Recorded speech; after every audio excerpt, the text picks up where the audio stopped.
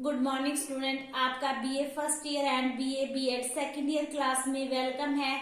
तो बच्चे, आज का जो हमारा टॉपिक है वो है चंद्रगुप्त द्वितीय या चंद्रगुप्त विक्रमादित्य।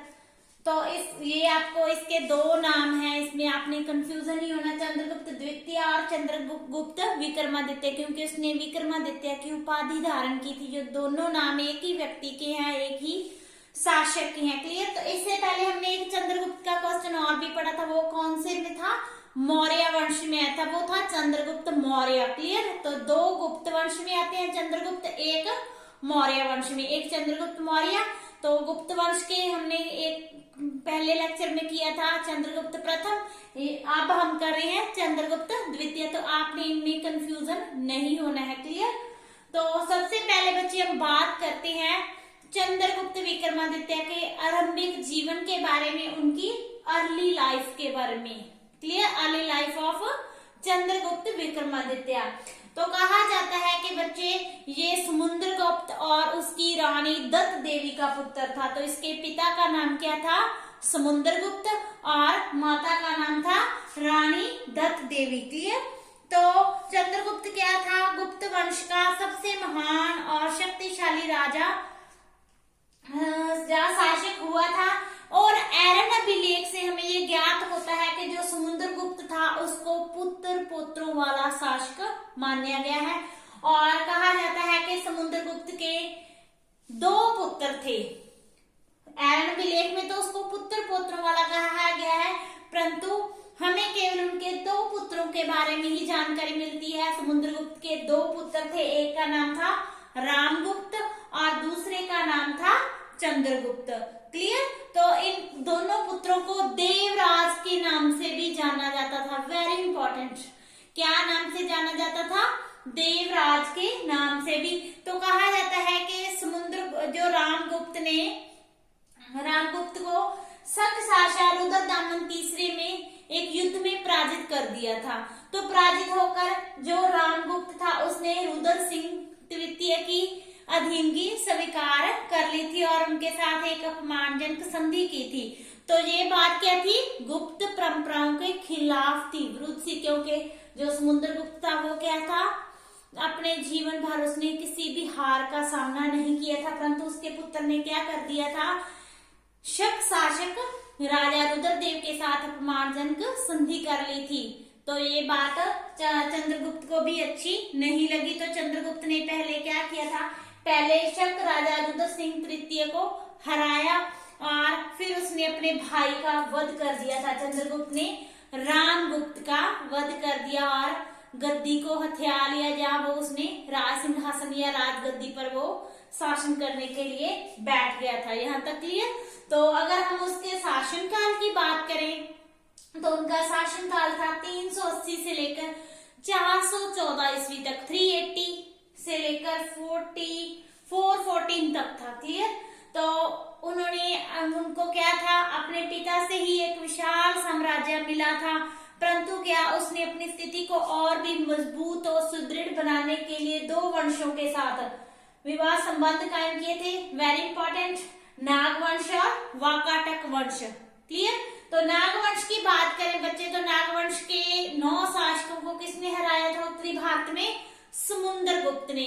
परंतु उसके पुत्र चंद्रगुप्त विक्रमादित्य ने नागवंश के साथ विवाहिक संबंध कायम कर ले, क्योंकि उस समय नागवंश प्रतिष्ठित वंश था। तो उसने सबसे पहले नागवंश की राजकुमारी थी कुबेर नाग, उससे विवाह करवाया था। फिर इसी के साथ क्या था? उसने दूसरा वंश था वाकाटक वंश के साथ भी उसने विवाहिक संबंध स्थापित किए, क्योंकि जो वाकाटक वंश था उसने दक्षिण पश्चिम में एक शक्तिशाली राज्य की स्थापना कर ली थी। तो इसके महत्व को समझते हुए चंद्रगुप्त विक्रमादित्य ने इस वंश के शासक पृथ्वीसेन प्रथम के सामने अपनी बेटी प्रभावती के विवाह का समर्थन पेश किया था, या उनके सम्मुख रखा था विवाह का प्रस्ताव। तो पृथ्वीसेन प्रथम ने अपने बेटे रुद्रसेन द्वितीय के लिए ये विवाह स्वीकार कर लिया था, या ये प्रस्ताव स्वीकार कर लिया था।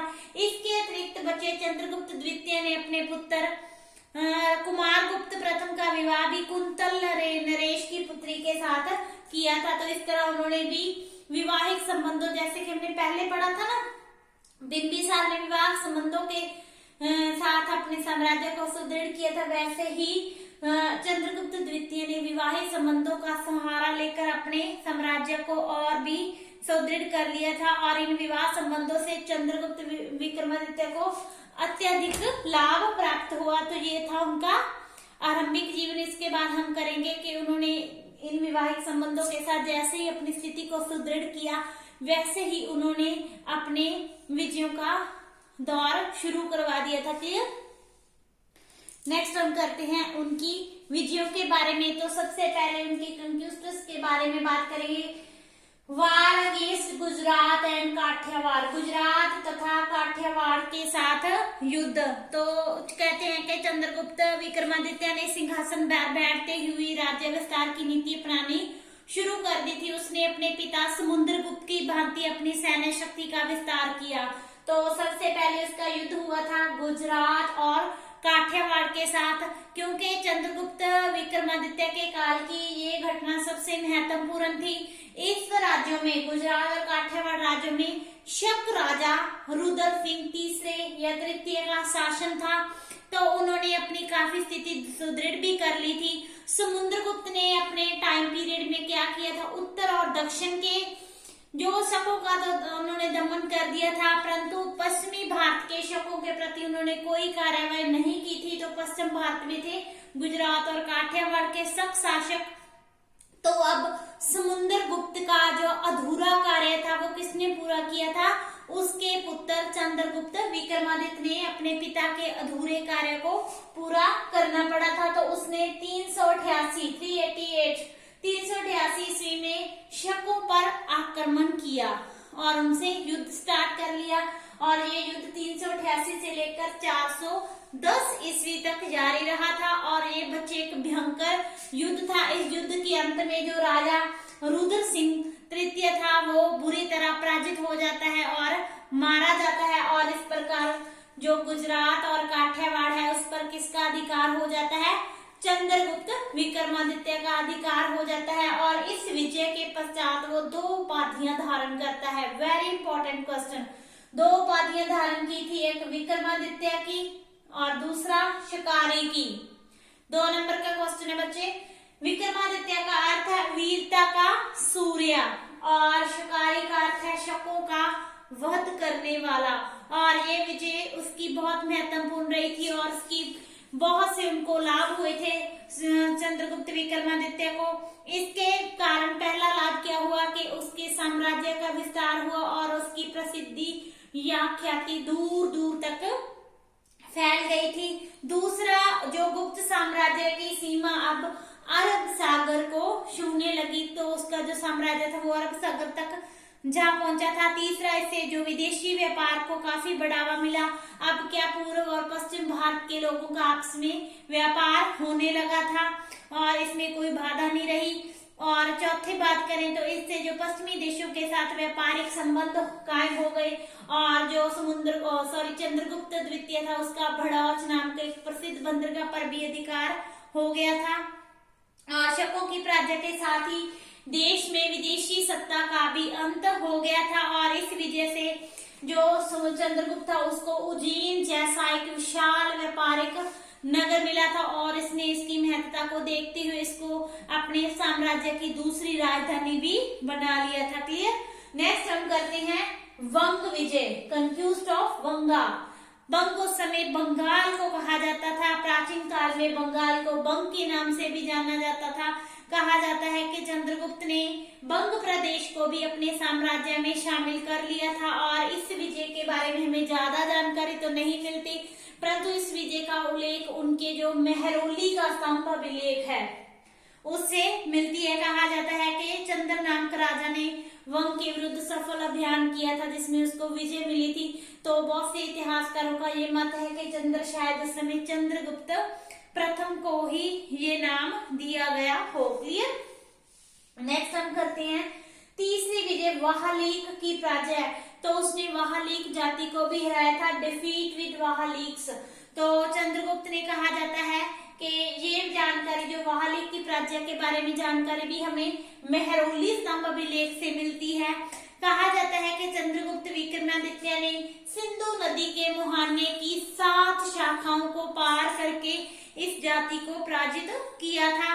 कुछ विद्वानों का कहना है कि जो ये जाति थी, जो वहालिक जाति थी, वो बल्ख और बैक्टीरिया के प्रदेशों में रहने वाली थी। तो वही कुछ इतिहासकारों का कहना है कि ये जो जाति थी पंजाब के ही किसी भाग में ये जाति अर्धविदेशी जाति रहती थी, परंतु यह कहा जाता है कि चंद्रगुप्त ने इस जाति को पराजित किया हुआ था। क्लियर। तो लास्ट में हम करते हैं उनके एक्सटेंट ऑफ एम्पायर, उनके राज्य विस्तार की बात करें तो पहले तो बच्चे उनको अपने पिता की तरफ से ही बहुत बड़ा विशाल साम्राज्य मिला था, परंतु उन्होंने भी कुछ जैसे गुजरात, काठियावाड़, वहालिक, बंग को पराजित करके अपने साम्राज्य में मिला लिया था। तो उनके साम्राज्य की सीमाओं की बात करें तो पूर्व में ब्रह्मपुत्र से लेकर पश्चिम में पंजाब, उत्तर में हिमालय से लेकर दक्षिण में अरब सागर तक ये फैला हुआ था। और इस प्रकार जो समस्त भारतवर्ष में क्या था, गुप्त वंश की धाक जम चुकी थी। क्लियर। ये आपका टॉपिक